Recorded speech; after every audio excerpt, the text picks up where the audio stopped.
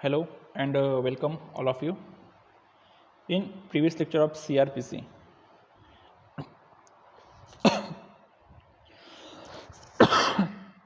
okay. In previous lecture of CRPC, we discussed the provision relating to the occurrence report and what are the procedure which follow by the investigation officer or officer in charge of police station after recording of FIR.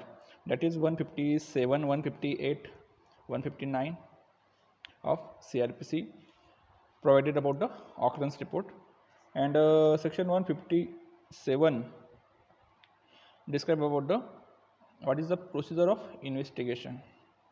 Okay, and we also discuss about the preliminary inquiry held by the magistrate who is authorized to take a cognizance of particular case and preliminary inquiry by any magistrate who is appointed under that purpose. ठीक आहे, तर ह्या provision आपण मागच्या लेक्चरला बघितल्या. तर in today's lecture we discuss about the provision relating to or the provision contained under section 156 subclause 3. ठीक है, when we started our CRPC, that time we discussed that if you aware or if you know or if you see the previous lectures, then you connected those lecture and this lecture. That time we discussed that the cognizance of offense may be taken by police as well as magistrate. If the officer in charge of police station take a cognizance of offense, then he register FIR and he investigate the matter accordance with the provision of the chapter of investigation. And after completion of evidence or completion of investigation, if he found that yes, there are sufficient evidence are present against the offender or against the accused, then he forward the final report under section 173, and after that magistrate take cognizance on the police report which the police report which the report which is forwarded under section 173 of CRPC. In other way, the judicial magistrate who is empowered to take cognizance is empowered under section 190 to take a cognizance of offense on a complaint or otherwise. Okay. The section 190 of CRPC, what is the wording of section 190 of CRPC? When we discuss the condition requiring for initiation of proceeding, that time we thoroughly go through such provisions. Section 190 says that subject to the provisions of this chapter, any magistrate of first class and any magistrate of second class who is empowered by JMFC may take a cognizance of offense upon receiving a complaint of fact with constitute and such offense, upon a police report of such fact, upon an information received from any person other than a police officer, or upon his own knowledge that such offense has been committed. Okay.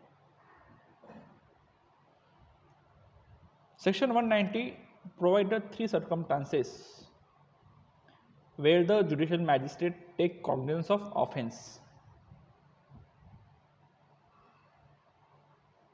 Under section 190, judicial magistrate may take cognizance of offence under three circumstances.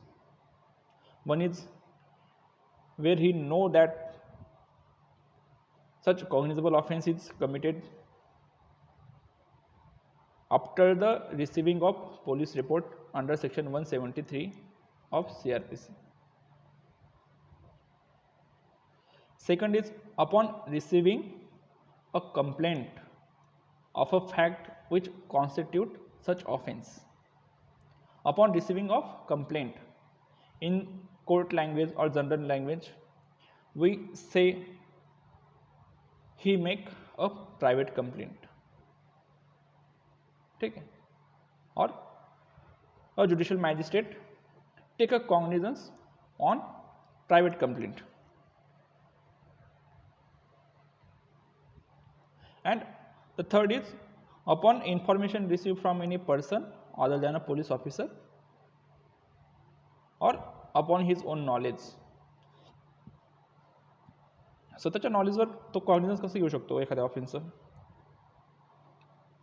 For example, section 193 194 of IPC provide about the punishment for false evidences. If any particular inquiry or particular trial, if any person give false evidence, and if such judicial magistrate aware about or he know that such particular person provide or give false evidence in proceeding which is initiated in front of him, that time such judicial magistrate take cognizance and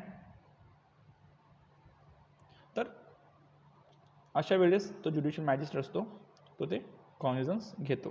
ठीक आहे, इथं आपल्याला काय महत्त्वाचं आहे, upon receiving a complaint of facts which constitute such offence. समजा एक व्यक्ती आहे, एखादी कॉग्निझेबल ऑफेन्स त्याच्या अगेन्स्ट घडला असेल किंवा तो विक्टिम असेल. ठीक आहे, ए आणि बीचं भांडण झालं. बीने काय केलं, बीने एला खूप मारलं, ठीक, काठीने वगैरे समजा, किंवा तर त्याच्यामध्ये याला हर्ट झाली. B committed an offence of hurt by dangerous weapon against A. A police स्टेशनमध्ये गेला. एने सांगितलं कोणाला, officer in charge of police स्टेशनला, that so and so date so and so place. B, तर बीने काय केलं, बीने मला अशी मारहाण केली, काठीने मारहाण केली. ठीक आहे, मग जो officer in charge of police station आहे त्याने सांगितलं की चला ठीक आहे, तुझ्या विरुद्ध बीने जे मारहाण केली आहे त्याच्या विरुद्ध मी गुन्हा नोंदतो. पण after due inquiry the such officer in charge of police station found that the B is a son of particular minister of home minister. ठीक आहे, तर जो बी आहे तो एका मिनिस्टरचा मुलगा आहे किंवा एखादी हायर ऑफिशियलचा मुलगा आहे. तर मग बीने काय केलं, such officer in charge of police station delay or deny to lodge a FIR against B. A समोर काय आता काय होतं, ए समोर काय आता पर्याय नव्हता. तर एने काय केलं, तर आपण सेक्शन 154 बघताना बघितलं आहे की if any officer in charge of police station delay or deny to record information relating to cognizable offense, that time such informant shall in writing send to such information to the superintendent of police by post, and if such a superintendent of police found that yes there is a commission of cognizable offense and the registration or lodging of FIR is compulsory or is necessary, then he lodge a FIR and investigate the matter himself or appoint any subordinate police officer on this behalf. ठीक आहे. तर याने काय केलं एने, तर ती information in रायटिंगमध्ये लिहिली आणि ती इन्फॉर्मेशन याला सेंड केली. कोणाला? सुप्रिटेंडेंट ऑफ पोलीसला. तर सुप्रिटेंडेंट ऑफ पोलीसला वाटलं की चला ठीक आहे, याच्यामध्ये खरंच गुन्हा घडलेला आहे आणि FIR lodging of FIR is a mandatory. तर ज्यावेळेस superintendent of police FIR register करायचा आदेश देतो, तर अशा वेळेस त्याला माहिती पडते की हा जो ॲक्युज आहे तो एका मिनिस्टरचा मुलगा आहे किंवा काय आहे की एखाद्या हायर ऑफिशियलचा मुलगा आहे. तर तोही काय करतो, तर याच्यात काही इंटरेस्ट घेत नाही किंवा तो असं हे करत. मग आता हे परेशान होतो. याला वाटतं की आता की जो न्याय आहे तो फक्त श्रीमंतासाठी आहे आणि गरीब लोकांना कोण न्याय भेटत नाही. जे हायर ऑफिशियल्स आहेत किंवा मेंबर्स ऑफ पार्लमेंट किंवा ते आहेत मंत्री वगैरे, तर त्यांना कायदा ॲप्लिकेबल होत नाही, असं हे करत लागला. अचानक तो एक वेळेस तुमच्यासमोर आला. तुम्ही नुकतीच प्रॅक्टिस वगैरे चालू केली होती. मग तुम्ही त्याला सांगितलं की जर पोलीस ऑफिसर घेत नसेल तुझी कंप्लेंट किंवा सुप्रिटेंडेंट ऑफ पोलीस पण जर घेत नसतील, तर तू डायरेक्ट मॅजिस्ट्रेटला प्रायव्हेट कंप्लेंट करू शकतो. ठीक आहे. And such magistrate is empowered under section 190 to take a cognizance of an offense upon a complaint which is made by any person. ठीक आहे. तर असं होतंय का? हो. मग बिनविचार असं होतंय का? याने तुम्ही सांगितलं की हां 100% होणार. मग त्याने काय केलं, त्याने तशी कंप्लेंट हे केली आणि तुमच्या थ्रू त्यांनी कोर्टात ती कंप्लेंट म्हणजे कोर्टासमोर सादर केली. ठीक आहे. मग अशा वेळेस दोन हे असतात. Upon receiving of complaint to the magistrate under section 190, the magistrate has two powers under this section. तर दोन गोष्टी होऊ शकतात अशा कंप्लेंटने. एक तर मॅजिस्ट्रेट काय करू शकतो, एक तर magistrate under section 156 sub clause 3, any magistrate empowered under section 190 may order such an investigation as above mentioned. As above mention म्हणजे कसं की 156 मध्ये जी प्रोसिजर सांगितलेली आहे, the power of investigation of cognizable offence, तर ती करू शकतो. आणि दुसरं पॉवर काय आहे, तर ते त्याला प्रायव्हेट कंप्लेंटचं हे करेल आणि ज्याप्रमाणे 202, 200, 201, 202 आहे, तर त्यानुसार ते पुढे चालेल केस. ठीक आहे. तर जर अंडर सेक्शन 190 जर मॅजिस्ट्रेटने जर कॉग्निझन्स घेतला, तर मॅजिस्ट्रेटला जर वाटलं की हां इथे police investigation is necessary, therefore I order under section 156 sub clause 3, तर ती ऑर्डर कसली, तर ती ऑर्डर याच्याबद्दल की सच पर्टिक्युलर जे ऑफेन्स आहे त्याच्याबद्दल तुम्ही इन्व्हेस्टिगेशन करा. And upon completion of such investigation forward a final report. तर जर फायनल रिपोर्ट नंतर मग चार्ज फ्रेम होतील, चार्ज फ्रेम नंतर मग पुढे ती प्रोसेस चालेल. मग ती ट्रायल कोणती राहील, तर warrant trial on police report. ठीक आहे. किंवा ते जी ट्रायल असेल ती ऑन पोलीस रिपोर्ट.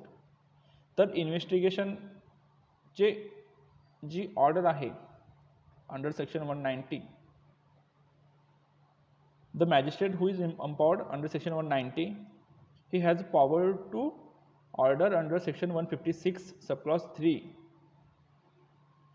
तर ती ऑर्डर कशासाठी, तर ऑर्डर याच्यासाठी करू शकतो की जो ऑफेन्स आहे तर त्यांची तुम्ही इन्व्हेस्टिगेशन करा आणि आफ्टर इन्व्हेस्टिगेशन तर जे काही ऑफेन्स मेट आउट होतोय किंवा जे काही इन्व्हेस्टिगेशन करताना जे काही तुमचे स्टेटमेंट आले किंवा काही पुरावे सापडले, तर along with that particular evidences file a final report under section 173. ठीक आहे, तर ते करू शकतो. आणि समजा मॅजिस्ट्रेटला वाटलं अंडर सेक्शन 190, त्यांनी विचार केला की हां ठीक आहे, जर या केसमध्ये जर पोलिसांना आपण इन्व्हॉल्व करून घेतलं तर there is a harm for justice and it is not favour in the justice. ठीक आहे, तर संपूर्ण न्याय होण्यासाठी हे चांगलं नाही आहे की जर पोलीस मशिनरी आहे ती ऑलरेडी प्रेशरखाली काम करणार, व्यवस्थितपणे इन्व्हेस्टिगेशन नाही होणार, तर अशा वेळेस मॅजिस्ट्रेट काय करेल, ते कंप्लेंट रिसीव्ह करून घेईल आणि सेक्शन 200, 201, 203 आपण ते कंप्लेंट प्रोसिडिंगमध्ये बघणार आहोत. तर 200 काय, सेक्शन 200, 201, 202, 200 एक्झामिनेशन ऑफ कंप्लेनंट, की जो एक्झामिनेशन ऑफ कंप्लेनंट आहे तर त्याची एक्झामिनेशन करेल, त्याचे काही विटनेसेस असतील तर ते पण एक्झामाइन करेल. ठीक आहे, तर अशा वेळी सगळे एक्झामिनेशन वगैरे करून त्याला वाटलं की इथं ऑफेन्स, प्रायमरी ऑफेन्स मेट आउट होत आहे, तर मग तो काय करेल, तर postponement of issue under section 202, तर मग काय इश्यू ज समन्स ऑर इश्यू वॉरंट ते करेल, त्याच्यामध्ये प्रोसेस पुढे चालू होऊन जाईल. पण आता ही प्रोसेस काय झाली, ही process after completion, after receiving of complaint, त्याच्यानंतर मॅजिस्ट्रेटने इटसेल्फ कॉग्निझन्स घेतला, तर ती प्रोसेस पुढे चालू होऊन गेली. 201, 202, 203 ती प्रोसेस पुढे चालू झाली. म्हणजे इथं इन्व्हेस्टिगेशन करायचं काही गरज पडणार नाही पोलिसांना आणि फायनल रिपोर्टसुद्धा काही पडणार नाही, बरोबर. कारण मॅजिस्ट्रेटने कशावर कॉग्निझन्स घेतला आहे, तर मॅजिस्ट्रेटने कॉग्निझन्स घेतला आहे कशावर, त्या प्रायव्हेट कंप्लेंटवर घेतला आहे. तर ही प्री कॉग्निझेबल आणि पोस्ट कॉग्निझेबल स्टेज अशा दोन प्रकारचे स्टेज याच्यामध्ये दिसतात. प्री कॉग्निझन्स ऑफ स्टेज, तर प्री कॉग्निझन्स ऑफ स्टेट काय असतं, कॉग्निझन्स ऑफ स्टेट, तर 190 खाली ज्यावेळेस कोर्ट कंप्लेंट बघतं त्यावेळेस त्याला वाटलं की चला ठीक आहे, इथं इन्व्हेस्टिगेशन नेसेसरी आहे किंवा इन्व्हेस्टिगेशन करायला पाहिजे, त्यावेळेस सेक्शन 156 सबक्लॉज 3ची ऑर्डर पास केली जाते. त्या ऑर्डरनुसार पोलिसांना परत इन्व्हेस्टिगेशन करावं लागतं. तर रेकॉर्डिंग ऑफ स्टेटमेंट्स वगैरे म्हणा किंवा एव्हिडन्स कलेक्शन ऑफ एव्हिडन्स म्हणा, त्याच्यानंतर 173 रिपोर्ट आला, मग त्याच्यावर ते कोर्ट कॉग्निझन्स घेतं. आणि दुसरं आहे की on receiving of such complaint, तर पोलीस तर सच मॅजिस्ट्रेट इटसेल्फ टेक कॉग्निझन्स, आणि जर त्यांनी पुढे प्रोसेस चालू करून दिली, सेक्शन 200 खाली जर एक्झामिनेशन कंप्लेंट करून घेतलं, त्याचे विटनेसेस असतील तर ते आपण एक्झामाइन करून घेतले, तर अशा वेळेस काय होतं, ती प्रोसेस पुढे चालू होते. ठीक आहे, तर सेक्शन 156 सबक्लॉज 3ची तुम्हाला कन्सेप्ट कळली असेल. थोडी कॉम्प्लिकेटेड कन्सेप्ट आहे, जर पहिल्यांदा नाही समजली तर परत एकदा व्हिडिओ मागे करून बघा, तरी पण नाही समजली तर तुम्ही मला विचारू शकता. ठीक आहे, तर हे झालं तुमचं procedure for power of investigation किंवा power of order to investigation of magistrate under section 156 subclause 3 जो आपण राहिला होता. देन हे तर झालं आपलं power of police officer to investigate a matter or cognizable केस.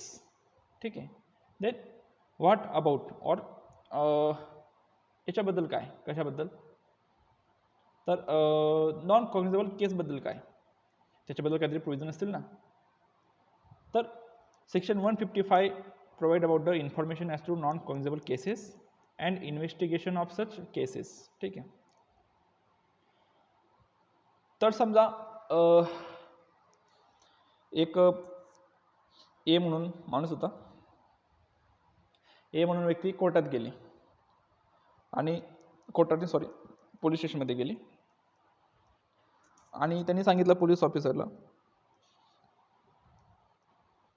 की अंडर सेक्शन 154 असा ऑफेन्स घडला आहे, तुम्ही काय करा, माझं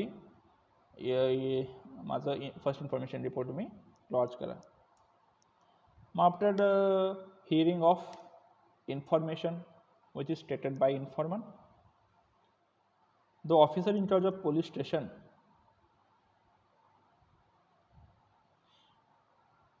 found that, or reason to believe that, the whatever information said by the informant is related with the non-cognizable offense, and the prior condition or mandatory condition of lodging of FIR that the information must be related with the cognizable offense. Then what is the procedure of such information relating to the non cognizable case? तर मग काय करायचं अशा केसमध्ये की जी non cognizable केसची जी information आहे तर त्याच्याबद्दल काय करायचं, तर त्याच्याबद्दल सांगतो सेक्शन 155 ऑफ CRPC. तर वर्डिंग काय आपण ते बघू. When information is given to an officer in charge of police station of the commission within the limits of such station of a non-cognizable offense, then he shall enter or cause to be entered the substance of such information in the book to be kept by such police officer in such form as a state government may prescribe in this behalf, and refer the information to the magistrate. ठीक आहे.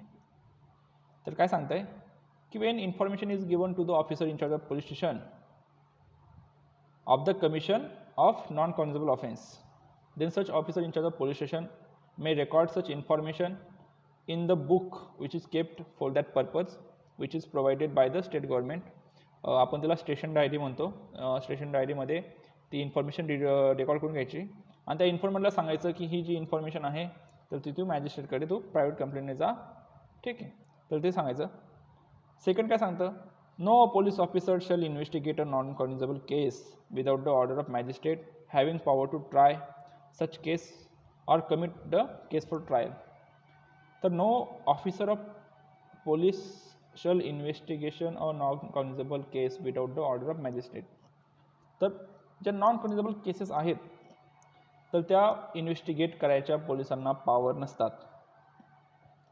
ठीक आहे, तर ते power केव्हा येतील, तर after the receiving of order from the magistrate who has the authority to try such offense. ठीक आहे, तर ज्यावेळेस आपण information related to cognizable offence बघत होतो किंवा 156 मध्ये बघत होतो police officers power to investigate a cognizable case. in that particular section we see that, or we discuss that, if any information relating to the cognizable offense is received to the officer in charge of police station, then he may start the investigation without the prior order or prior permission of the magistrate. ठीक है, he has a power to investigate a cognizable offense. There is no requirement of order taken by magistrate. In that particular case, the police officer is bound for the purpose of sending a occurrence report under section 157, 158, 159 of CRPC. ठीक आहे, तर तो specific area असतो, याचा specific segment असतं officer in charge of police स्टेशनचं. Specific power असते whether he investigate the same matter or not investigate the said matter. तर आपण ती कालच्या लेक्चरला बघितलं होतं की ऑकरन्स रिपोर्टमध्ये the endorsement given regarding the investigation of such offence is send to magistrate along with the copy of FIR, and where he stated that he is entitled to entering into investigation or not, and if he not willing to investigate the such offense, then what are the findings or what are the reasons behind the non-investigation of such matter are stated in occurrence report. And after look towards the FIR, if magistrate found that yes there is a investigation is necessary, then magistrate may order to investigate to the such police officer, and if satisfied that yes there is no need of investigation of such matter, then he past, तर ते काय करेल की सच magistrate ची जी order आहे ती pass करणार नाही. ठीक आहे. आणि जर he himself confuse that whether the investigation is necessary or not, that time he administered the inquiry himself or appoint any magistrate who is subordinate to him. तर हे झालं तुमचं याच्याबद्दल, कशाबद्दल, कॉग्निझेबल ऑफेन्सबद्दल. पण नॉन कॉग्निझेबल ऑफेन्समध्ये पोलिसांना पॉवर नसतो इन्व्हेस्टिगेट करायचा. तर with the order of magistrate तर तिथे मॅटर इन्व्हेस्टिगेट करू शकतात. ठीक आहे. Any police officer receiving such order may exercise the same power in respect of investigation except the power of arrest without warrant as an officer in charge of police station may exercise in cognizable case. समजा तर मॅजिस्ट्रेटने त्यांना order दिली की तुम्ही हे matter investigate करा. तर मग काय, तर then such officer in charge of police station get the power or the procedure of investigation of non-cognizable case is as per the cognizable case. तर कॉग्निझेबल केस इन्व्हेस्टिगेट करायची जी प्रोसिजर असेल तर त्याचप्रमाणे नॉन कॉग्निझेबल केस सुद्धा इन्व्हेस्टिगेट केली जाईल. ठीक आहे. पण या केसमध्ये सच मॅजिस्ट्रेटला सच पोलीस ऑफिसरला अरेस्ट करायचे अधिकार राहणार नाहीत. ठीक आहे. तर फक्त तेवढं हे करायचं. नंतर where a case relate to 2 or more offenses of which at least one is cognizable, the case shall be deemed to be cognizable case notwithstanding that the other offenses are non-cognizable. समजा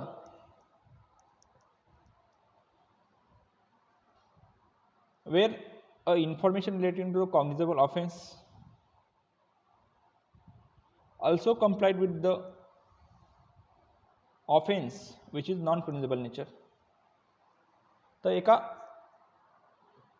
व्यक्तीने समजा ए ने बीच्या विरुद्धात 3-4 गुन्हे केले and one of the 3 or 4 offenses, the one particular offense is a non-cognizable nature or one of the 3 offenses one is a cognizable offense, that time such case shall be deemed a cognizable case. ठीक आहे. आणि जरी त्याच्यापैकी तीन पैकी जर एक जरी ऑफेन्स कॉग्निझेबल असला तर अशा ऑफेन्सला कॉग्निझेबल ऑफेन्स समजायचं आणि इन्व्हेस्टिगेशन ही कॉग्निझेबल केसची जशी इन्व्हेस्टिगेशन चालते त्याप्रमाणे चालू ठेवायची. ठीक आहे. Where a case related to 2 or more offenses of which at least one is cognizable, the case shall be deemed to be a cognizable case. ठीक आहे. तर हे सांगतं सेक्शन 155 सबक्लॉज 4. तर हे झालं एक प्रोसिजरचा जो भाग होता तो. याच्यानंतर एक महत्त्वाचा जो आस्पेक्ट आहे that is statement recorded by police officer during investigation of matter and what is the evidentiary value of such statements. तर ज्या वेळेस जसं आपण कालच्या मीटिंगमध्ये डिस्कस केलं की आन्सरचं हे कसं असलं पाहिजे, फॉर्मॅटिंग कशी असलं पाहिजे. समजा FIR वर आला प्रश्न, फक्त FIR बद्दल आला तर तुम्ही 154 म्हणा, section 154, 166A of IPC, 156, 157, 158, 159, 160, 482 and delay in lodging FIR and also discuss the evidentiary value of FIR. तर जर लॉंग क्वेश्चन असेल 12 मार्क्सचा जर काय 12 किंवा 16 मार्क्सचा तर अशा वेळेस तुमचे हे सगळे सेक्शन आले पाहिजे. 154, 166A परत रिपीट करतो, 156, 157, 158, 9, 6, 160, 160 नाही येणार याच्यामध्ये, ते रेकॉर्डिंग ऑफ स्टेटमेंट आहे. नंतर 482 ते आपण क्रॅशिंग ऑफ एफ आय आरसाठी केलं होतं. Delay in lodging F I R, त्याच्यामध्ये केसेस तुमच्या whether the registration of F I R mandatory or not. तर लतिकाच्या केसमध्ये बघितलं होतं आपण, लतिकाची केस आहे. गुरमीत सिंगची केस होती की delay in lodging F I आरबद्दल. Evidential value of F I R, तर हे तुमचं 6-7 पेजचं आन्सर होईल 12 किंवा 16 मार्क्ससाठी. शॉर्ट नोट आली तर 154, 166A आणि एव्हिडन्शियल व्हॅल्यू एवढं लिहिलं तरी सफिशियंट होतं. ठीक आहे. नंतर इन्व्हेस्टिगेशनचं आलं ऑकरन्स रिपोर्ट. ऑकरन्स रिपोर्टसाठी 159 to 157 to 159 आणि या सगळ्या कन्सेप्ट तुमच्या आल्या पाहिजे. आणि ऑकरन्स रिपोर्टचं पर्पज काय आहे तर ते सुद्धा तुमचं आलं पाहिजे. ठीक आहे. नंतर जो रिमेनिंग आस्पेक्ट आहे तर आपण नेक्स्ट लेक्चरला बघू. नेक्स्ट लेक्चरला आपण 160, 161, 162 पुढच्या लेक्चरला आपण जेवढं पोर्शन आपलं संपवता येईल तेवढं संपवण्याचा प्रयत्न करू. त्याच्यामध्ये statement recorded by police officer during the investigation and the recording of confession and statements by metropolitan magistrate and judicial magistrate under section 164.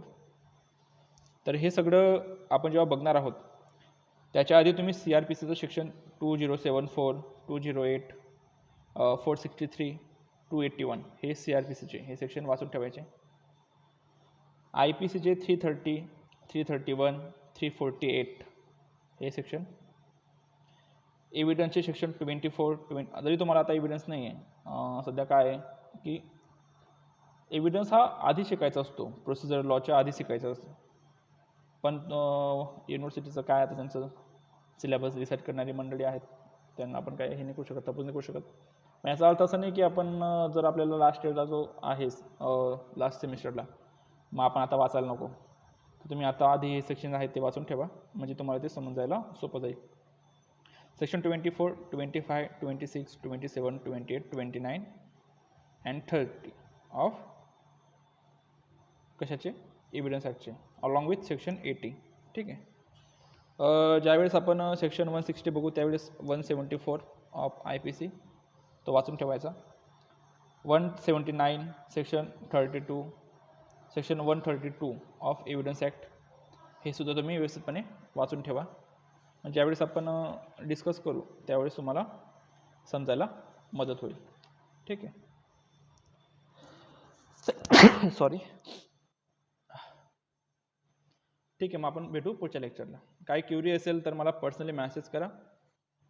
आणि जर तुम्हाला हे असेल जर परमिसेबल नाही म्हणता, जर तुम्हाला अफोर्डेबल असेल तर तुम्ही लेक्चर रेकॉर्डिंग करताना जर तुम्ही कॉलेजमध्ये येऊन बसले तरी पण काय प्रॉब्लेम नाही, म्हणजे समोरासमोर इंटरॅक्शन होऊन जाईल आणि तुमचे काय डाऊट असतील ते क्लिअर होऊ शकतात. ठीक. ज्यांना हे असेल शक्य असेल तर अशांसाठी सांगतो मी. ठीक आहे. ज्याच्या इथं खेळला वेगळं राहत असतील त्यांच्यासाठी. ठीक आहे. काळजी घ्या. भेटू पुढच्या लेक्चरला.